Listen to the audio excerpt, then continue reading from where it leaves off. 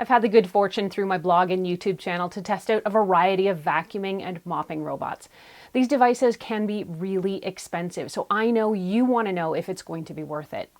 I'm Erin from TechGadgetsCanada.com, and I feel like over the years of testing and setups, I've come to know what makes not just a good vacuuming robot, but a great and efficient one.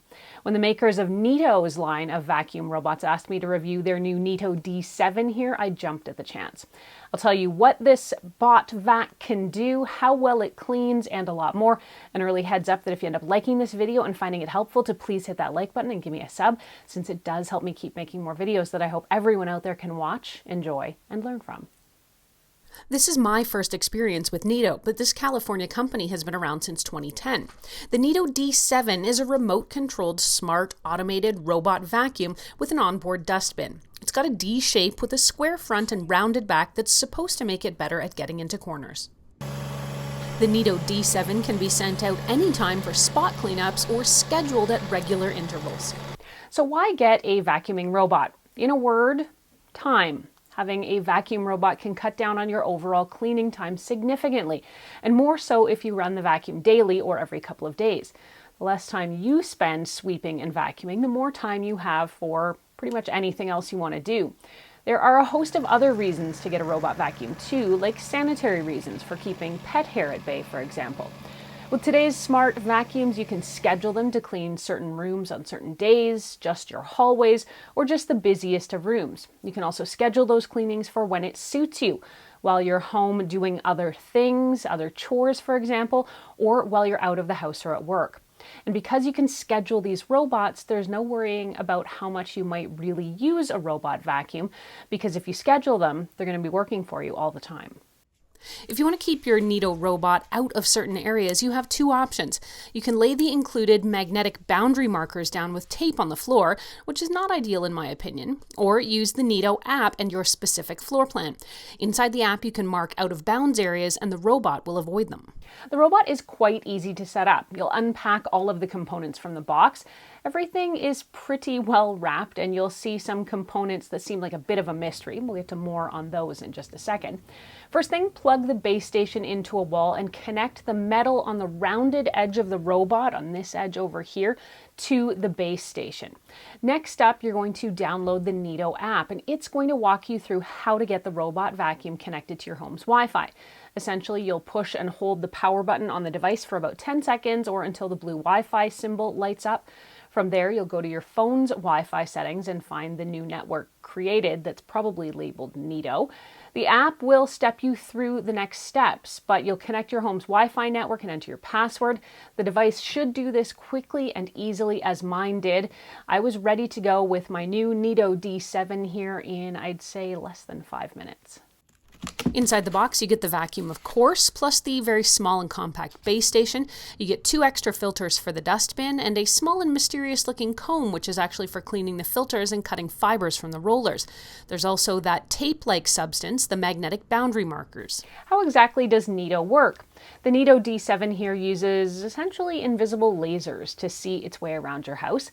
Neato calls this laser smart technology. The laser visualization and mapping is what lets the bot scan and map your entire house, creating a floor plan that your robot will follow. It's what gets the robot to move in straighter and more uniform lines instead of a random pattern. Lasers will even let this robot clean in the full dark if that's what you want. So let's dig in. Those lasers and the laser smart technology let the robot create a detailed map of your home. It learns your home's layout, it can navigate around furniture and some obstacles. You can view and adjust your floor plans and see where your robot has cleaned at any given time. The robot can usually clean an entire level of your home using what's called auto charge and resume. Now with this, the Neato robot will return to the base station to recharge, then pick up where it left off until the floor is done. You can also add no-go lines on the floor plan where the robot will keep away from certain obstacles or things you don't want it bumping into. I'm thinking troublesome rugs or maybe your pet's water dish. In order to delineate rooms and place boundary markers, you do need to do a special mapping run. The app will tell you about it and just basically let it do its thing. When it's done, you can then label your floor plan so that you can ask the robot to clean certain specific rooms. Now, Neato Robot has a D shape, which you can see. That's supposed to make it get closer to walls and into corners, and it's actually a shape that other robot vacuums have since adopted. The Neato D7 vacuum robot works on all floor types and can easily move between carpet, wood, tile, and laminate floors. I have carpet, tile, rugs, and hardwood in my house, and the Neato was able to navigate all of it. Using the Neato D7 is easy, and you've got a few different ways you can operate it. Just push the button on the device and it'll go out and clean. You can schedule cleanings in the app where you can set dedicated days and times. It'll go out automatically. Very handy for a thorough sweep while you're out at the office.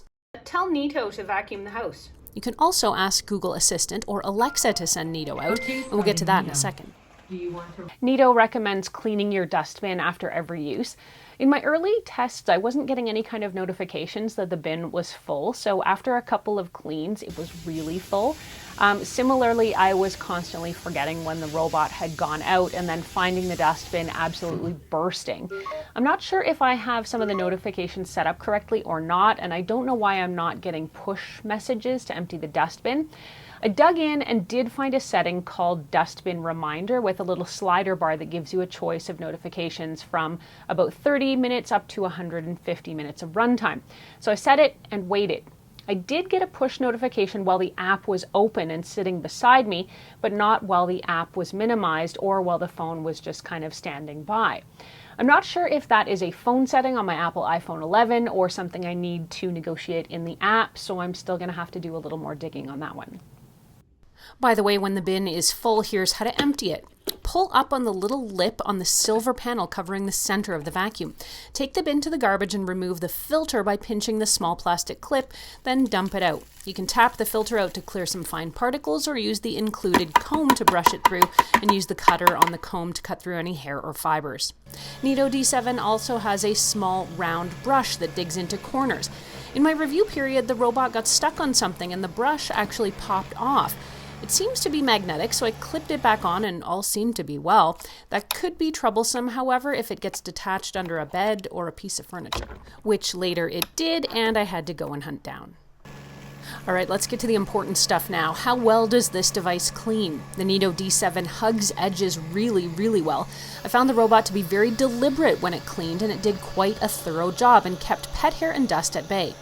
I do feel like the Neato D7 got caught up in things a bit more than some other vacuums I've dealt with. Things like power bars, bath mats, those were problematic. Well, it did seem to be able to extricate itself from some situations, like cords. In others, it was hopelessly wound up on things or it got bottomed out. Now, I guess you can remedy this by making places where your D7 tends to get stuck as no-go zones in the app using the mapping. Even so, it was frustrating how often this robot got stuck. I'd say at least anywhere from 1 to 3 times per clean. And that's one thing if you're home, but if you're out, that's the end of the job. I generally don't like to compare brands, but another robot vacuum I've tried almost never gets stuck. As I mentioned earlier, you can also link your Neato D7 to Google Assistant or Amazon Alexa so you can issue voice commands. This basically involves going to either the Google Home or the Alexa app and linking Neato. It worked really easily, and if you need full instructions on how to do this, I'm not going to get into it in this video, so head over to techgadgetscanada.com for the details. Overall, I really liked my Neato D7 experience. The robot is thorough, it gets into corners and edges really well. It's smart and the voice connectivity worked very well for me. I'm still working on getting those dustbin full alerts configured a little better, and I do feel like this Botvac here got caught and stuck a bit more often than I'd like, and a bit more often than I've seen some other robot vacuums do. But I am working that out by creating some off-limits areas in my home. I also need to do a little better job at making sure hazards like clothing or other things that might trip it up are picked up before I send it out. After a few weeks, I was getting annoyed by the constant "help, I'm stuck" alerts. This actually impeded the cleaning process. If I had to be home to supervise the robot vacuum, I feel like that's kind of missing the point. I'm really on the fence about this robot. Between the subpar dustbin alerts, the frequency of it getting stuck, and the pop-off corner brush, those are big cons. but the really great cleaning job it does and the ease of setup and use are pretty big pros. At this point, I'll leave it to you to weigh the pros and the cons and decide if it's right for you given the price. If you liked this video and found it helpful, please hit that like button and give us a sub, since it does help us keep making more videos that we hope everyone out there can watch, enjoy, and learn from.